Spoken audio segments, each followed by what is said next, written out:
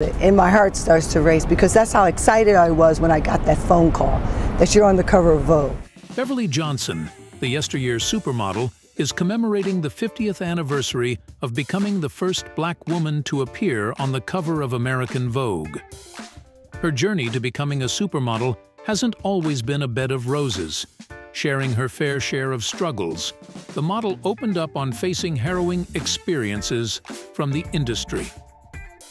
A former competitive swimmer and law student, Johnson was scouted at the age of 18, with no intentions of becoming a professional model.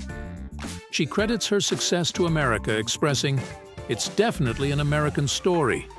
This was never in my scope." Beverly, still very fresh from the streets, had a steep rise from the beginning as she was offered shoots on the famed Fire Island. Beverly went on to pose for more than 500 covers for magazines like Glamour, Heart and Soul, Cosmopolitan, among others. Even after being a very successful name in the glamour industry, Johnson was well prepared for the life that followed after. She ventured into fashion business, creating Beverly Johnson Enterprises. The most luxurious hair extensions in the world. And I'm so proud of my company, and because it's uncompromised product. You know, it's me. Beverly's Full House is a reality show that circles around Johnson's life. Johnson in the show opens her home to her family, daughter Anansa, a plus-size model, son-in-law David, a former football player, and their daughter Ava, in an attempt to reconnect with her daughter and to help her growing family get financially ahead in the tough economy. In an interview with Larry King, the model opened up on the relentless use of drugs in the modeling industry and how drugs such as cocaine were promoted in the name of health benefits. Johnson says she got hooked on drugs in the 1970s. A lot of excess, and particularly cocaine, because what cocaine did was, first of all, it wasn't addictive. It wasn't. Back then, they said it wasn't addictive. They said that it increased your intelligence, it kills your appetite, it makes your eyes nice and white. It's an elitist drug. It costs a lot of money. You have all these beautiful little crystal bottles and paraphernalia to do it with. And so, for the modeling industry, that was like, hey.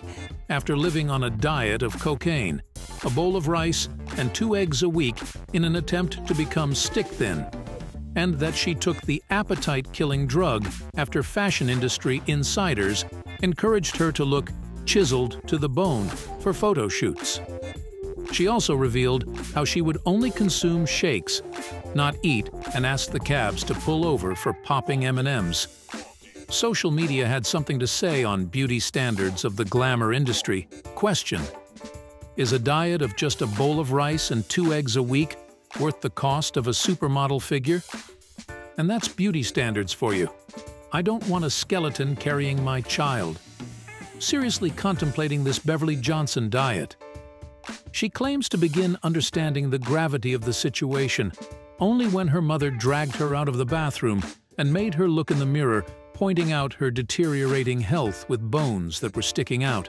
And my mother came in, she said, "I want you out of the bathtub." I said, "What are you doing?" She's dragging me naked. And she drags me into, sopping wet, into her room where she had a 3-way mirror. She says, "Look at yourself." And it was the first time I saw my bones. My bones, like those children in Biafra. And it was a wake-up call. This was Johnson's wake-up call. Looking back, the model shares her learning from the experience. "My biggest lessons are in my huge mistakes. I'm happy to be alive. A lot of people didn't make it," she shared. Another lesson she garnered: there's enough time for everything. Time is in your imagination. During an interview about her memoir, The Face That Changed It, the author revealed how she was actively doing drugs. Yes, well, I took a 1-in-1, we called it, and a 1-in-1 is 1 in one nostril and 1 in the other. But if you look back at the number of women who smoked and drank in the 70s when they were pregnant, people didn't say don't smoke and don't drink during that era. We didn't know that until, a couple of decades ago. Social media had reactions to the news. Beverly Johnson is a child abuser. She fed cocaine to her own baby daughter. Nothing this woman says should be taken at face value. What type of person openly admits to doing drugs while pregnant? That's something she needs to keep to herself. I would never want my child or children to know that part of my life. But she shares this info like she is going out to buy a new dress. Can anyone go Hollywood and not do cocaine? At least, Anansa is healthy and beautiful. During an appearance on SiriusXM's Sway in the Morning, the renowned Supermodel disclosed that she and her longtime boyfriend, Brian Maillian, secretly married in Las Vegas last year. Yeah. So he 2 days before my birthday, October 13th, he kept saying, what do you want for your birthday? You want this, you want that? I don't want that. I don't want this. I literally sat up in the bed like it was October 11th. I said, I know what I want for my birthday. He said, what? I said, I want to get married. He went, okay. And I went, did he say okay? Oh, shit. Johnson, who has been married twice before, revealed that Maillian proposed years ago on the set of her 2012 reality show, Beverly's Full House.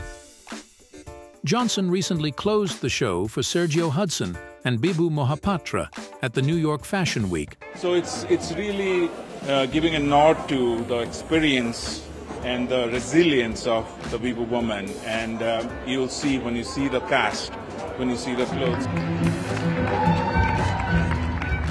Where all the models walking were people of color. When asked in an interview how she wished to be remembered, she replied, I definitely want to be remembered as a trailblazer. Let us know what you think about the Supermodel and her experiences in the glamour industry.